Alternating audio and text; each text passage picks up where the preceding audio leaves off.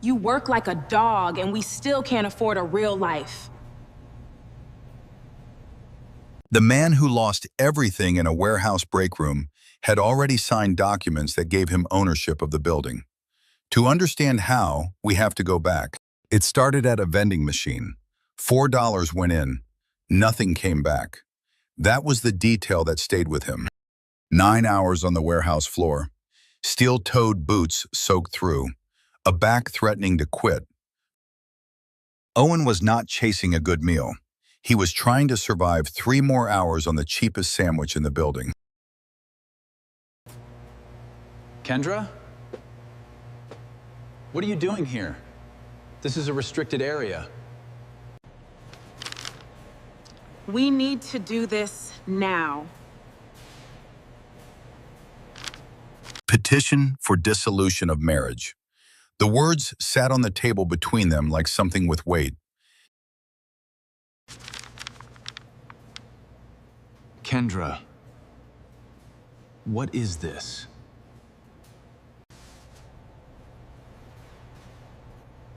Me being honest. Finally. He did not need to speak. Standing in that doorway, Bryce Calloway owned the silence. He owned everything. You come home smelling like cardboard and call overtime a victory. I have been trying.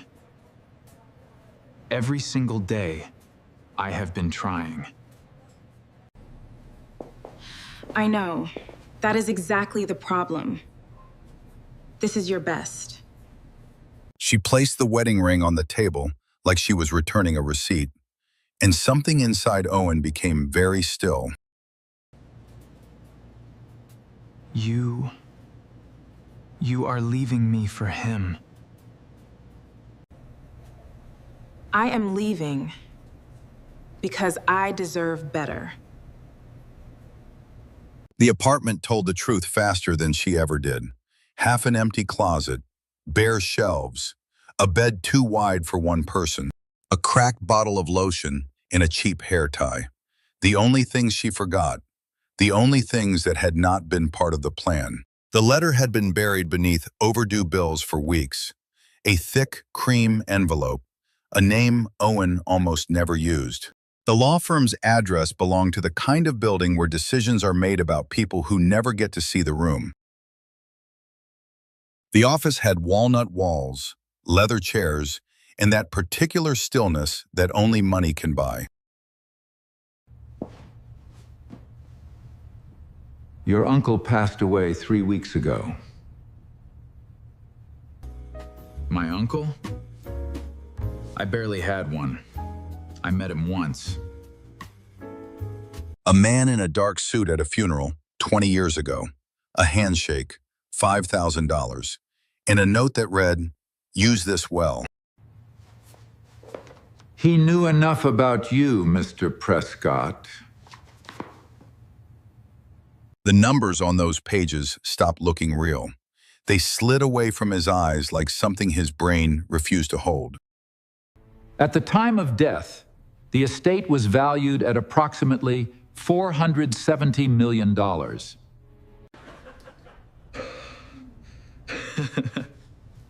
There has to be a mistake. There is no mistake. You are the sole heir. 4 days earlier, his wife told him he was too small. Now a stranger was telling him that he owned more than he could spend in 4 lifetimes. Among the inherited assets is a controlling equity stake in Ridgemont Industrial Group. Ridgemont Industrial Group, the parent company at the top, the company that owned the warehouse, the trucks, and Bryce Calloway's entire career. Ridgemont. That is the parent company. That owns everything Bryce Calloway built. She had left a broke warehouse worker. She had no idea she had walked away from the man who owned everything her new life depended on. He did not move quickly. Patience is only invisible to people who do not believe you are capable of it. Probably for the best. Some people just are not built for pressure. He cleared the locker the same way he had filled it, quietly, without ceremony, without anyone watching. You are really leaving? Just like that? Take care of yourself, Felix. You deserve better than this place. Owen walked out of Callaway Logistics on a Tuesday afternoon like another worker who had finally had enough. Nobody looked twice. The wedding photographs looked exactly as expected. Rented elegance, gold accents, flowers chosen to impress strangers. People sent him the pictures and framed it as concern. He already knew. He was 3 steps ahead of everything they believed they had won. Behind closed doors, Gerald quietly built the machine. Forensic accountants, labor attorneys, compliance investigators, people with no appetite for drama. Start with Callaway Logistics. Every contract, every invoice, every name. They began a complete audit of every division under Ridgemont. But Owen told Gerald exactly where to begin. I worked that floor for 3 years. I know where the rot is. A church office. A woman who finally felt safe enough to reveal what she had kept inside for 2 years. He told me if I filed that report, I would never work in this city again. Coffee shops, parking lots, quiet rooms where people whispered truths they had never dared to put in writing. They changed the injury dates. I watched them do it. The more evidence Owen gathered, the less personal it felt. This was about what men like Bryce did when nobody with power was watching. This stopped being about a marriage a long time ago. She posted a beach photograph. The caption read, "Finally living the life I deserve." He was reading sworn statements that would dismantle everything she had married into. He set the phone face down on the table. The honeymoon photographs did not hurt. They confirmed everything. Marta had carried that silence for 23 years. One letter cracked it open like a wall that had been holding back water. 23 years I kept quiet. Someone finally asked what happened to us. The evidence covered an entire conference table, color-coded binders, sworn testimony, bank records, contract trails, signatures, dates, dollar amounts. The board meeting is set. Ownership transition and strategic review. He will suspect nothing. The mirrors showed the same man, the same scar, the same eyes. But the warehouse worker was gone. The chairman had arrived. It was raining on the morning he returned. The kind of rain that makes glass towers look colder than they already are. 90 days earlier, he had walked to a loading bay. That morning, he walked through the front doors as though he had always belonged there. Bryce scrolled through his phone and waited for a routine meeting. He had no reason to prepare. He had never considered the possibility of losing. Then the door opened, and the last face Bryce ever expected to see again walked into the room he believed belonged to him. I would like to formally introduce Owen James Prescott III, your new chairman. The silence that followed was not polite. It was the sound of power changing hands in real time. That is not possible. He worked for me. I did. Please sit down. Vendor fraud, safety violations, buried injury reports, harassment settlements, budget manipulation, retaliation. Page by page, slide by slide. Callaway Logistics is the most compromised entity in this entire portfolio. By the third slide, nobody pretended the meeting was routine. By the sixth, Bryce had turned the color of old paper. You approved a personal bonus 11 days after denying replacement safety harnesses. These numbers are being misrepresented. You do not understand operations. I understand enough. The room held its breath. 12 board members, a wall of evidence, and a man who had waited 3 years to stand in this exact place. Your employment is terminated. Effective immediately. For cause. This is revenge. This is all revenge. No. This is what accountability looks like when the right person signs the paperwork. Security was already waiting at the door. 3 years of small humiliations were undone in less than 20 minutes. He stood at the window and watched the rain. He did not feel triumph. He felt the weight of what it had cost to reach this moment. What did you do? What did you do? I did my job.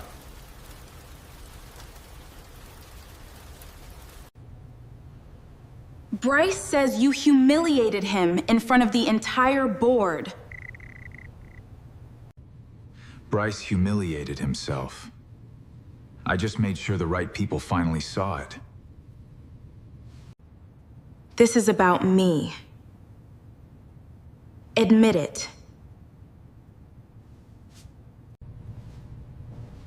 This is about buried injury reports, and silenced workers, and stolen money. You leaving just showed me clearly what kind of man you chose.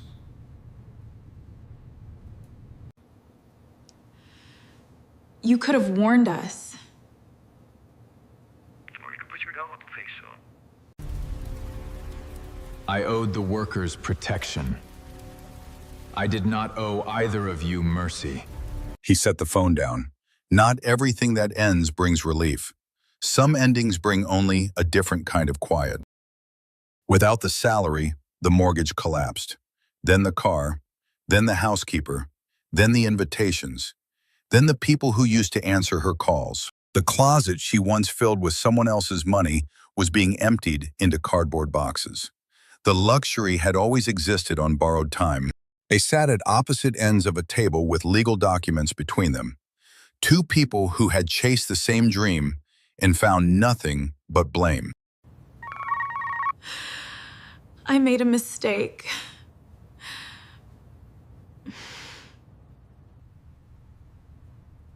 You did not make a mistake. You made a choice. He stood in the study and touched the frame holding the photograph of a man he had barely known. A man who had believed in him without ever saying so.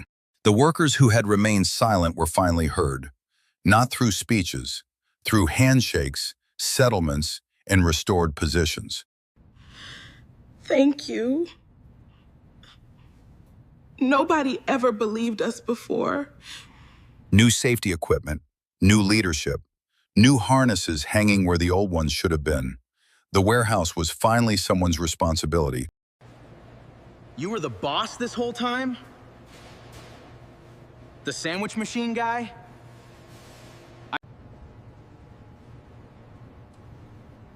The machine still owes me $4.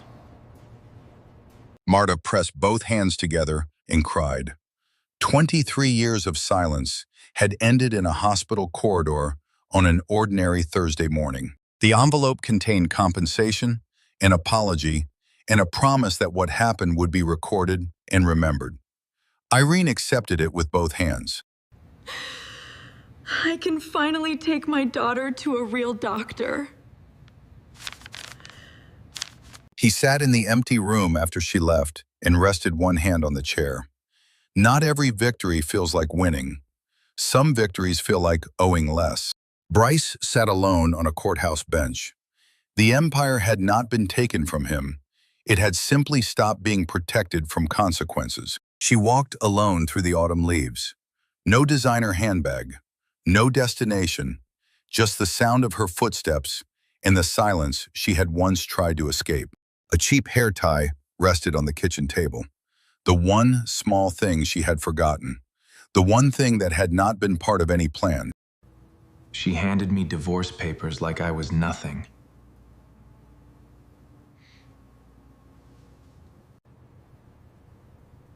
She had no idea who she was actually married to. And by the time she found out, it was already too late to matter. He walked to the window and looked out over the city. The man who could not afford a sandwich now owned the skyline. Not because the money mattered most, because the people who had been invisible finally had someone willing to see them. The warehouse floor was clean, bright, and safe. Workers moved with confidence. The fear was gone.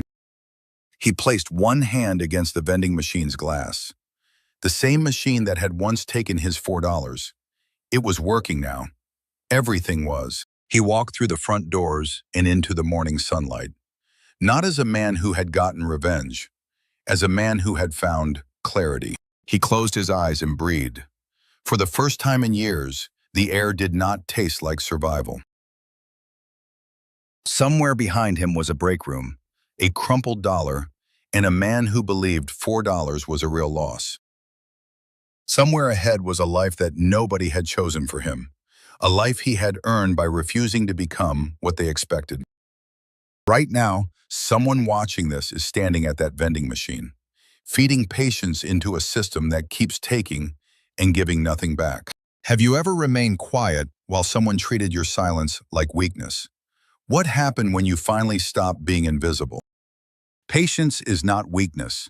It is the most dangerous thing a smart person can carry when nobody is watching them carry it. The people who mock your struggle will never understand your silence, and they will never see your hand until you decide to play it. Your worth was never decided by the person who left. It was decided by every quiet moment when you chose to keep going. If this story reached something real inside you, press the like button right now. Let the feelings settle before you scroll past it. Subscribe to this channel because there are more stories here built from the same truth. Real people, real turning points, real consequences. Hit the bell so you never miss the moment a story like this arrives. These videos find you when you need them most. Share this with someone who is being patient right now and wondering whether it matters. Tell them to watch until the end. Leave a comment below. Tell me your story. Tell me about the moment someone underestimated you and what happened next. I read every single one. Thank you for staying until the final second. That tells me exactly what kind of person you are.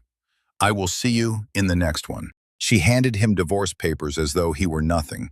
She had no idea who she was actually married to. And by the time she discovered the truth, it was already too late to matter.